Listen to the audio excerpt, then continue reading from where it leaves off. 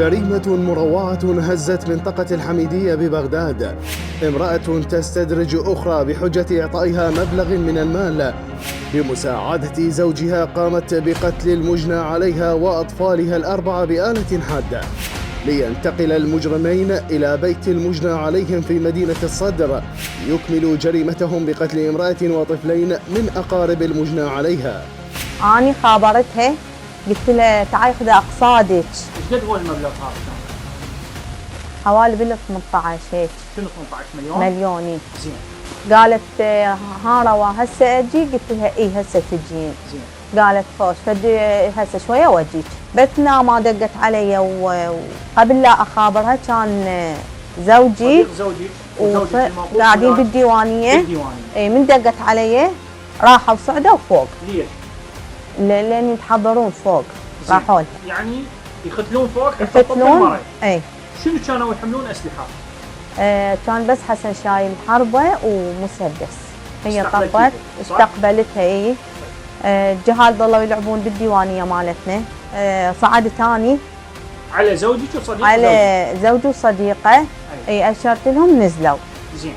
اي طبوا للغرفه وظليت اني بالديوانيه. ردوا الباب رده.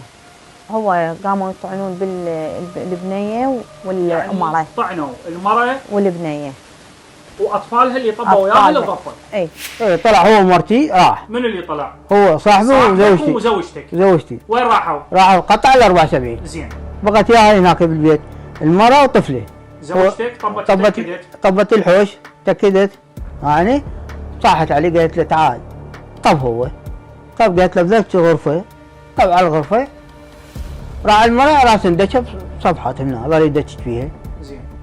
انتهت بعد المراه. والاطفال اثنيناتهم قام يدش فيهم اثنيناتهم. انتم هسه كاتلين المراه وياها اطفالها وهي حامل. المراه الثانيه مين هي حماتها تصير.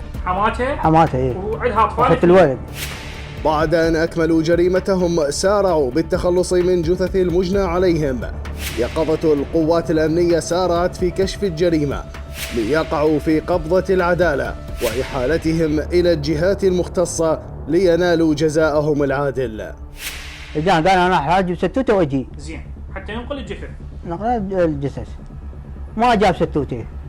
خابرنا ردنا ما جاب ستوته جاب تكتك. تمام. جاب تكتك وجاني. تشوف بالتكتك قال ماكو ستوته. طببنا التكتك للجراج. طببناها للجراج. سوينا احنا لفينا احنا الجثث بالكراسي بالهاي. تعبنا بمايه. صعدنا بالتكتك. صعدنا الثانية البنية خليناها بالتكتك. صعدنا الطفل بالتكتك خليناه ورا. من كملنا صعدنا ذول ثلاثة فتحنا الباب دخلوا هم الشرطة والهاي. سمعنا صوت الشرطة احنا طفرنا. ظلت المرة واقفة بالباب.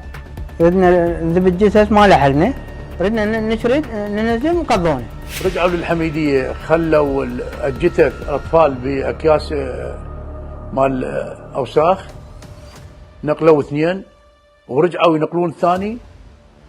قواتنا الامنيه راسا القتل قبض عليهم خلال فتره 45 دقيقه.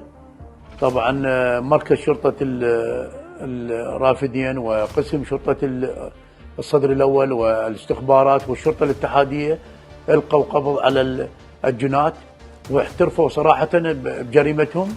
وكانت ردة فعل سريعة من مركز شرطة والقوا القبض على الجنات بفترة قياسية خلال 45 دقيقة. أرجو من وزير الداخلية أن يأخذ هذا الأمر النظر الاعتبار لسرعة إلقاء القبض وترك كل أوقاتهم وكرسوا كل قواتهم الأمنية اتحادية وداخلية على إلقاء القبض بسرعة قياسية تفوق الخيال لدرجة أنه وصلوا على المجني عليها بنبضاتها الأخيرة.